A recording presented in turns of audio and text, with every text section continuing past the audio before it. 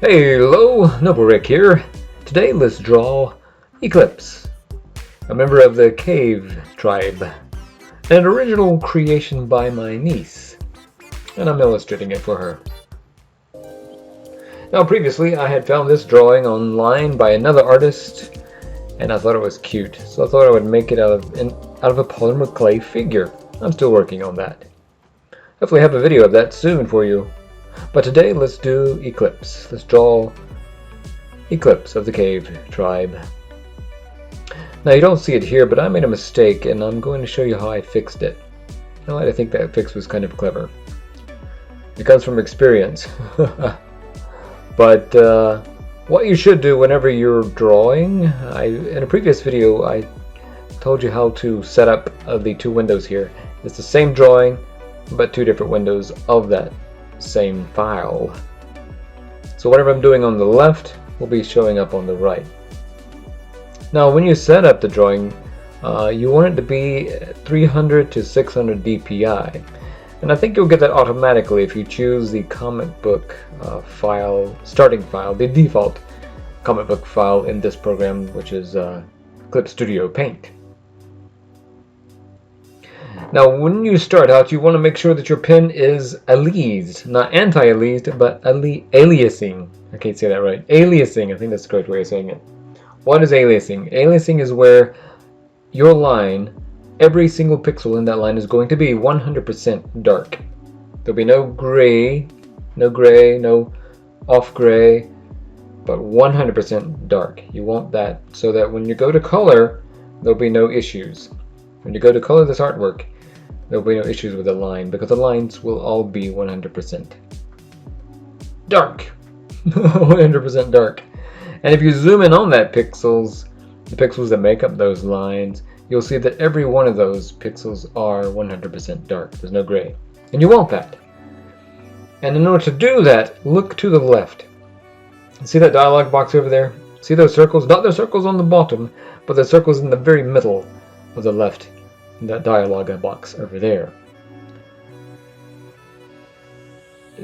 When you're choosing the G pen, make sure that the anti-leasing is set to aliasing, and that is that stark dark circle on the far left there in the middle. You see the other three circles of the four circles, the other three are varying degrees of aliasing. It softens the edge of the line. You do not want the edges of the line to be soft. You want it to be sharp. You want it to be 100%, or you want every pixel in that stroke to be good. That is, you want it to be 100% dark. Now I just discovered here that I got gray pixels, and I did not want that. So how did I fix that? Well, I selected the gray. No, I selected the 100% dark, inversed, deleted the gray pixels, inverse back again, enlarged that selection to one pixel only, and then I painted over it so that every pixel there is 100% dark. And it worked. See? Zigzags. You want the zigzags. And when you gotta make sure that the eraser is also like that too. You want your eraser to also be aliasing.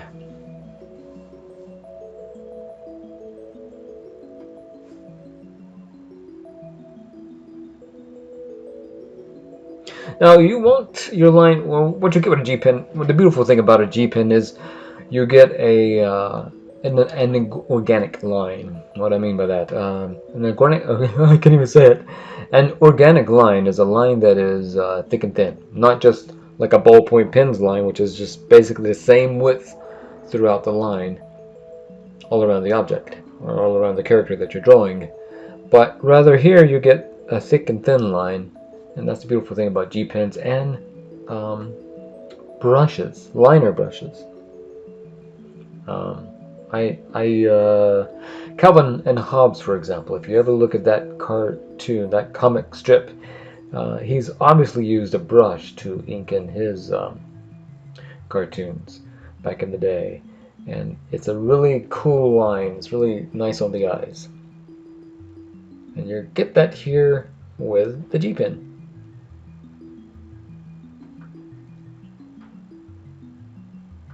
Using a marquee select there to erase things. I think it's a quick way to erase mistakes. You can use the eraser, but if you got a big area, I'd marquee select that big area and just delete it.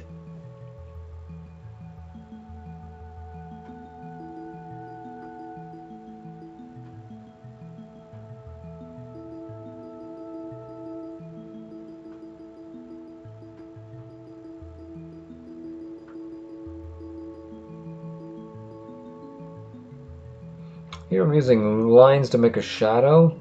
I'm using the R key to key on the keyboard, the R, to rotate or give me the rotatability to rotate the image to where it's easier to put down a stroke. It's basically like turning the paper in the real world. You turn the paper to get the angle that's easier for your hands to create the stroke that you're getting ready to create. Back in the day, I think they did cross-hatching to create shadows, but I think in most cases they use just one line after another like that, like the shadow on me there. Whoops! When you press P twice, you get the pastel pin. But if you hit P once on the keyboard, you get the pin, which is the G pin. And that's what you want when you're doing comic book art, G pin.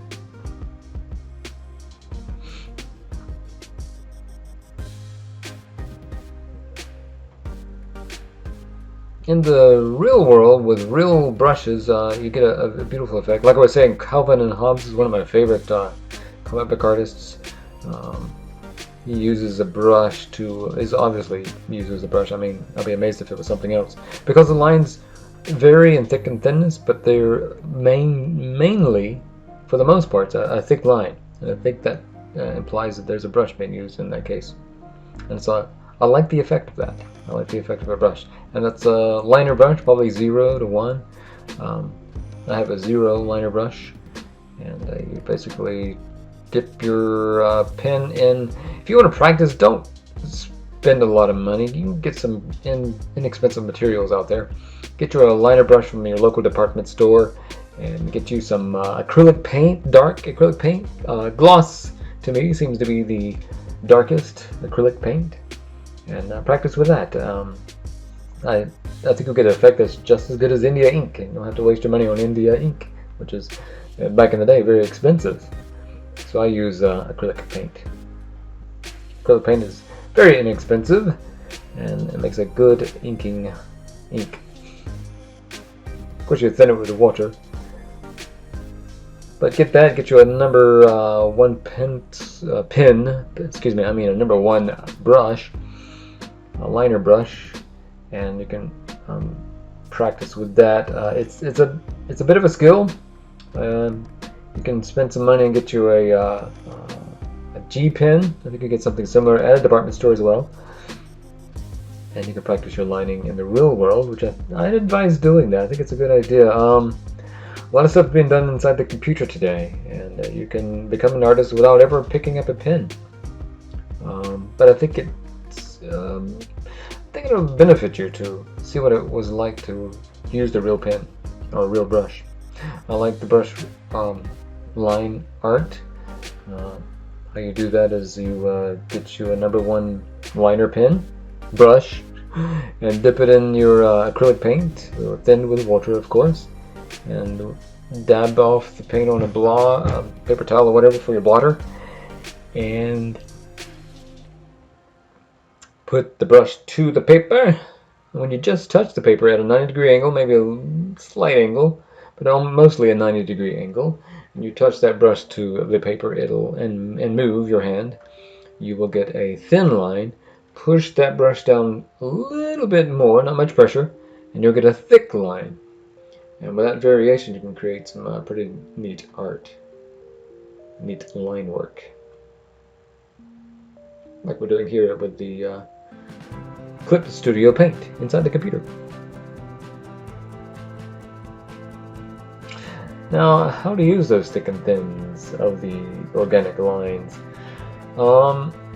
I like to use the thickest areas to be for like the bottom of that satchel that's on her hip, or the bottom of this headband.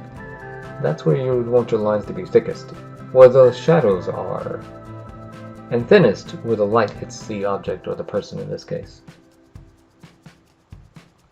Thick lines, the lines are thicker whenever it's at the shadow of the object, and thinner wherever it's at the light, where the light is hitting the person or the object that you're drawing.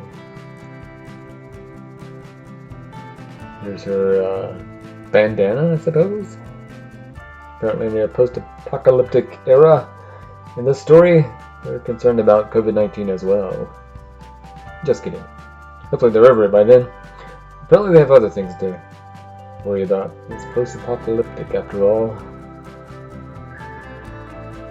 Now, I'm going to do something with her eye, and I want to explain that as well. You cannot, if you want to keep your AntiLeasing, that is your 100% dark pixels with no gray pixels whatsoever, which is what you want if you're going to color your artwork. I mean, you can probably color without it, but you're going to probably run into a headache or two if you don't make sure that your line work is AntiLeased first. Not anti-AntiLeased, but AntiLeased. You want every pixel to be 100% dark. Now I saw the eye on the right. It looked to me like it was in the wrong position, maybe too low on her face. So I was going to manipulate it with a marquee select, and I did. But I was going to rotate it, and you do not want to do that. You do not want to resize some lines in your art, and you do not want to rotate lines in your art. Reason being, is if you do that, you will anti-AntiLease the line. You'll get those gray pixels, which will give you a headache later when you go to color in the artwork. So what I did, what you can do is you can move it around. You cannot rotate it, you cannot resize it, but you can move it and keep that AntiLeasing, that zigzagginess to your line artwork, or to your line work. That is, when you zoom in on the line, you'll still have those pixels that looks like stairs on the edge with no gray pixels. You do not want any gray pixels if you're going to color the artwork later.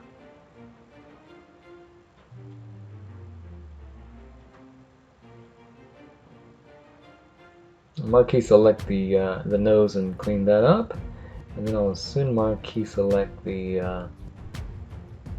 eye. But I'll move the eye. I won't rotate it. I was tempted to, but I knew what would happen.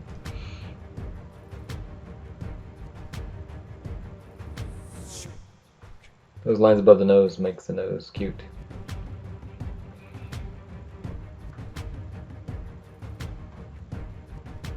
There we go. Now, rotating it, you might saw it get fuzzy there a little bit, and you do not want that. So do not rotate. You just want to move it around, and I moved it up, and I fixed that right there. I was about to move the nose and mouth too, but I saw that was unnecessary. The chin is also a little off here, but I fixed that at the end. You'll see that at the end. You won't see me do it in the video, but you'll see it at the end fixed. It's a little too pointy. It also looks like it's too far back. Another way to catch mistakes when you're drawing is to flip it, and you can do that easily with Eclipse Studio Paint and other programs as well.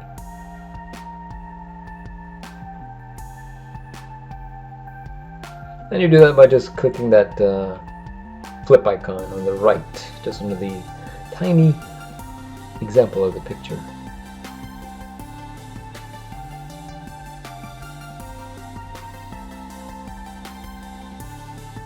Now I'm erasing the top of the lines, making it thinner because that's where the light's hitting it.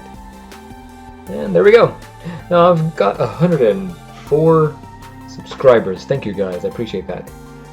And hopefully next week I'll have, maybe a week or two, hopefully within next week, I will have the video for